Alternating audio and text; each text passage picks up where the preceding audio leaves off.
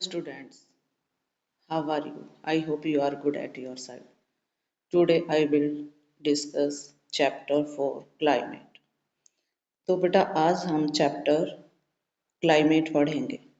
Climate का Hindi meaning होता है जलवायु। कुछ बच्चे क्लाइमेट और वेदर में पजल हो जाते हैं कि क्लाइमेट क्या है और वेदर क्या है। क्लाइमेट बेटा लंबे समय के बाद चेंज होता है, मे बी 30 ईयर। लेकिन जो वेदर होता है वो day to day, minute to minute, week to week change होता रहता है। जैसे आपने दिन में नोटिस किया होगा कि कभी ऐसा लगता है कि क्लाउडी डे हो गया, यानी कि बादल छा गए तो क्लाउडी डे हो गया, बारिश आ गई रेनी डे हो गया। अगर सनलाइट निकल आई, सूरज निकल आया तो इट मीन्स सनी डे हो गया। तो इस प्रकार दोनों में अंतर होता है। आज हम ये चैप्टर करेंगे कि किस प्रकार क्लाइमेट में क्या क्या चेंज हो रहे हैं, किस प्रकार के जो सीज़न है वो भारत में पाए जाते हैं, भारत का क्लाइमेट कैसा है, तो यहाँ पर जो भी टाइप के सीज़न पाए जाते हैं तो किस प्रकार वहाँ का एटमॉस्फेयर रहता है। तो शुरू करते हैं। तो ये चैप्टर बेटा हम कंसेप्ट टू कंसेप्ट करेंगे। ये तो कम्प्लीटली मैं इसलिए बता देती हूँ क्योंकि क्या पता कौन सा 1 मार्क्स क्वेश्चन टीचर कहाँ से उठा के दे दे। क्योंकि आप सबको पता है कि अब जो आपका सिलेबस पैटर्न है वो चेंज हो गया है। पहले जो 20 मार्क्स के क्वेश्चन आते थे बेटा वो कलेक्टिव आते थे, यानी कि चारों बुक के इकट्ठा 20 MCQ आते थे। लेकिन अब ऐसा नहीं होगा क्योंकि 10th का जो सिलेबस है वो चेंज हो गया है। MCQ तो 20 ही है, लेकिन हिस्ट्री पोर्शन को अलग देंगे, फिर ज्योग्राफी आएगा, फिर पॉलिटिकल आएगा, फिर इको आएगा। हिस्ट्री, जियो और पॉलिटिकल में एक एक आपका केस स्टडी बेस, यानी कि एक पैराग्राफ टाइप क्वेश्चन आता है। लेकिन इको में से पैराग्राफ टाइप क्वेश्चन भी नहीं होता और आपके सिलेबस के 3 चैप्टर हैं और 3 में से 20 नंबर का आएगा। तो कुछ बच्चे ऐसे होते बेटा जो बहुत ज़्यादा लर्न नहीं कर पाते, तो वो स्पेशली अपना फोकस इको पे रखें। और बाकी जैसे तुम्हें चैप्टर पढ़ाया जा रहा है और उसके अकॉर्डिंग तुम्हें कुछ क्वेश्चंस बताए जा रहे हैं कि बेटा यहाँ पर ये क्वेश्चन बन गया, यहाँ पे ये क्वेश्चन बन गया, तो आप अपने बुक को लेके बैठेंगे और वहां पर उन चीज़ों को अंडरलाइन करेंगे कि किस प्रकार से क्वेश्चन बना है। और बेटा एक बात और कि आपको भले ही लंबे क्वेश्चन लर्न ना हो तो आप उन लॉन्ग क्वेश्चंस को शॉर्ट के रूप में कर लें, ज़्यादा लंबी लंबी एक्सप्लेनेशन ना दें, छोटे छोटे से अपने पॉइंट बनाना शुरू कर दें। क्योंकि अगर आप मान लें 5 या 7 चैप्टर में से आपने लॉन्ग क्वेश्चन रट भी लिए और वो पेपर में ही ना आए तो आपको फायदा नहीं होगा। लेकिन अगर आपने छोटे छोटे क्वेश्चंस को लर्न कर लिया, मान लो आप 3-3 नंबर के या 2-2 नंबर के ही पूरे चैप्टर में से निकल जाओ, तो इससे बेटा आपको ये फायदा हो जाएगा कि चाहे टीचर कोई भी क्वेश्चन कैसे भी घुमा के दे दे आप उसका आंसर दे पाओगे। तो आज हम ये चैप्टर शुरू करते हैं और इस बात को ध्यान रखना बेटा ये अब की बार ये चेंजमेंट आया है, ये साइंस में और एसएस में आया है। In the last 2 chapters, you have read about the landform and the drainage of our country. तो पिछले के जो 2 चैप्टर हैं उसमें हमने लैंडफॉर्म यानी कि भूभाग, ड्रेनेज ऑफ आवर कंट्री यानी कि जो नदी तंत्र है उसके बारे में पढ़ा। These are the 2 of 3 basic elements. तो इन दो में 3 मुख्य तत्व निकले हैं। That one learn about the natural environment of an area.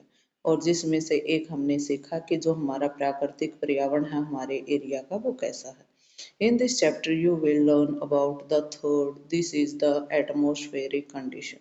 तो ये जो चैप्टर है बेटा इसमें हम एटमॉस्फेरिक कंडीशन के बारे में पढ़ेंगे that prevail over our country, यानी कि पूरे ही कंट्री का एटमॉस्फेयर कंडीशन कैसी है।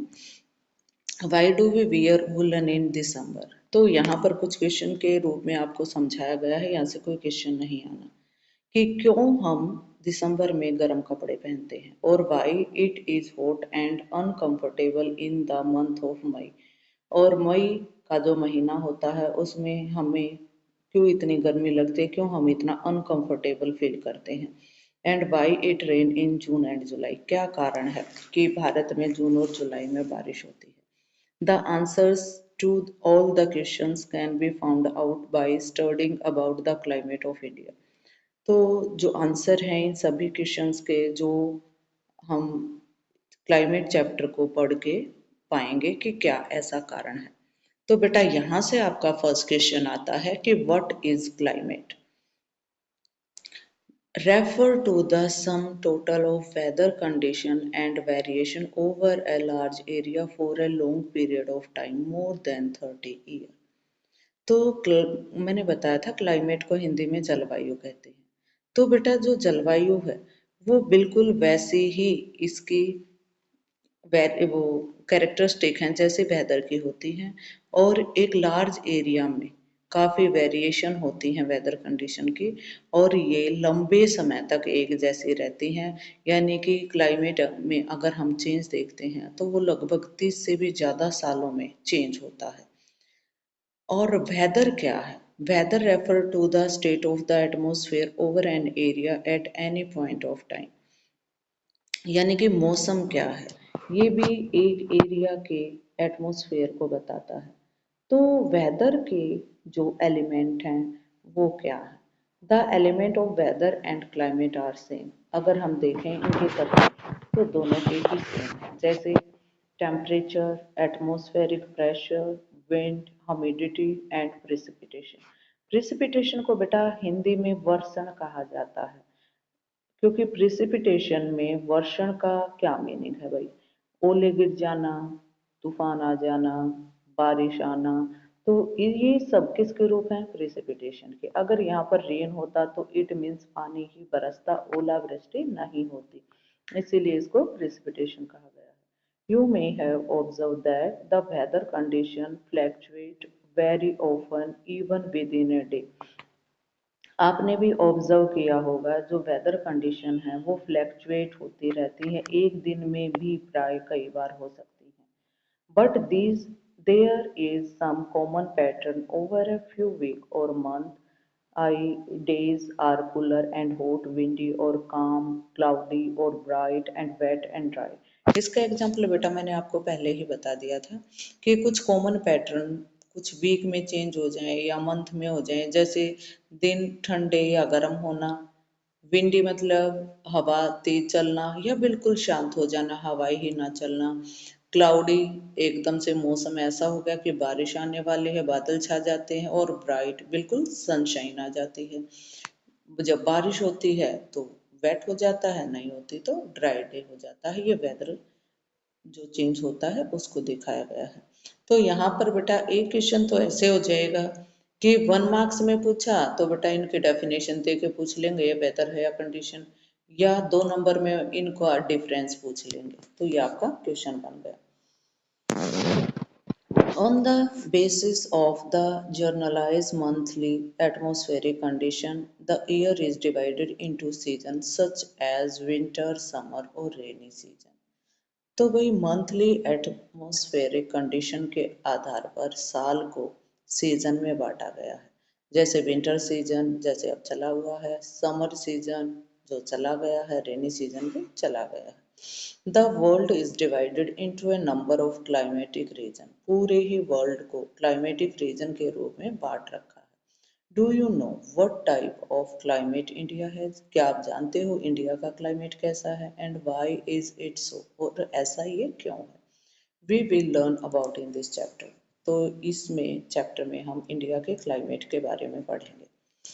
तो यहाँ पर भी बेटा एक क्वेश्चन आ जाता है 1 मार्क्स कि मौसम वर्ड किस भाषा से निकला है? The word monsoon is derived from the Arabic word मौसम।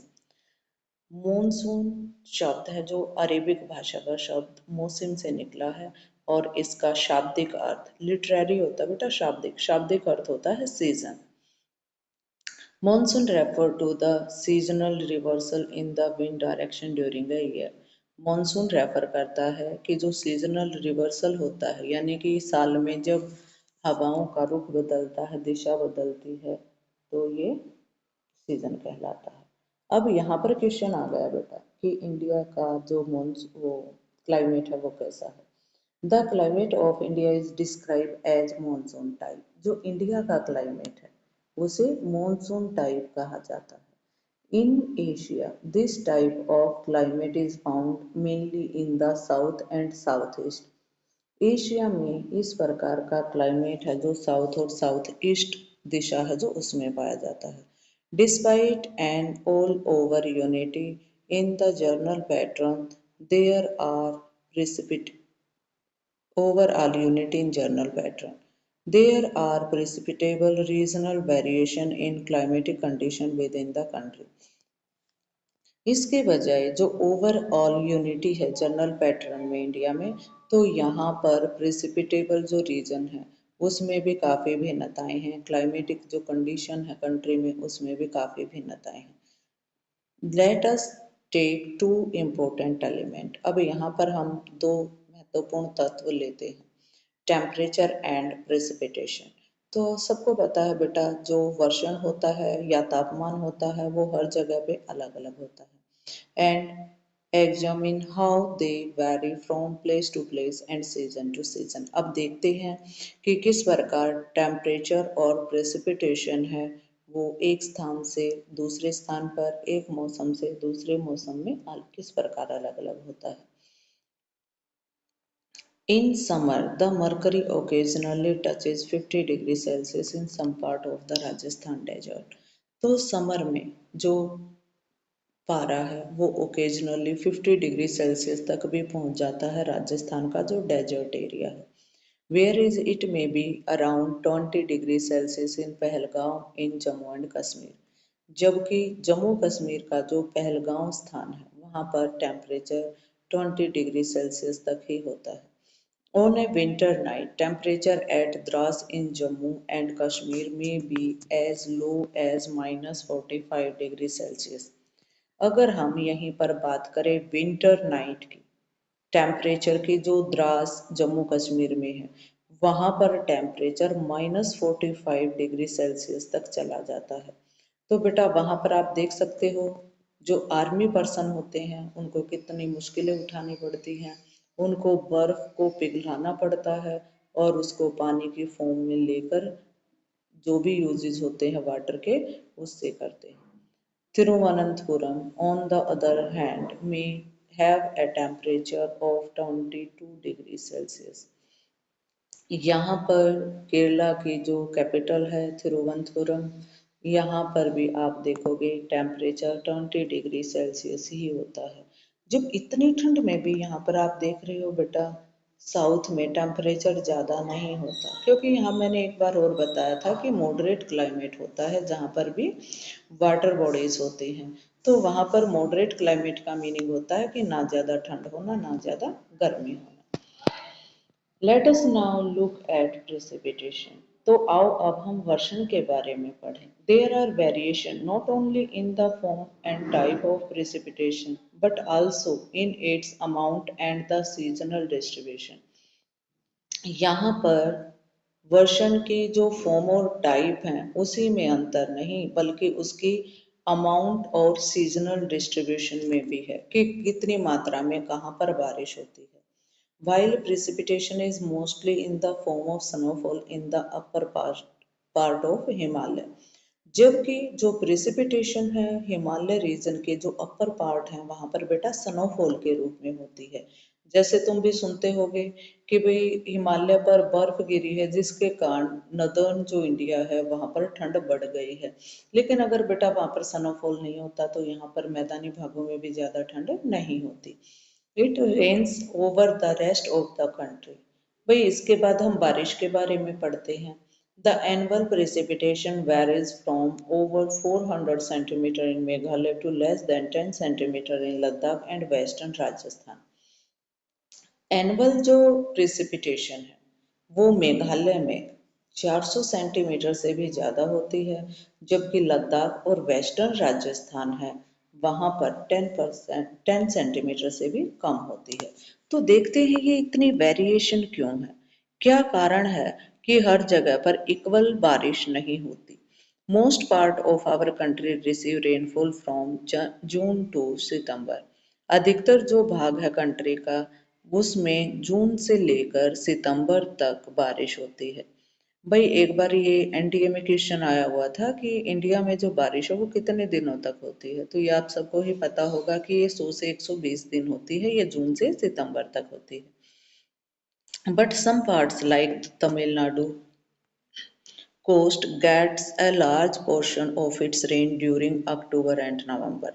तो भाई ये इसका एक एक्सेप्शनल केस है कि हमने बता दिया पूरे इंडिया में तो बारिश जून से सितंबर होती है, लेकिन तमिलनाडु में जो बारिश है वो अक्टूबर और नवंबर के महीने में होती है। In general coastal area experience less contrast in temperature condition. सामान्यतः जो कोस्टल एरिया है वहाँ पर कम टेम्परेचर कंडीशन पाई जाती हैं।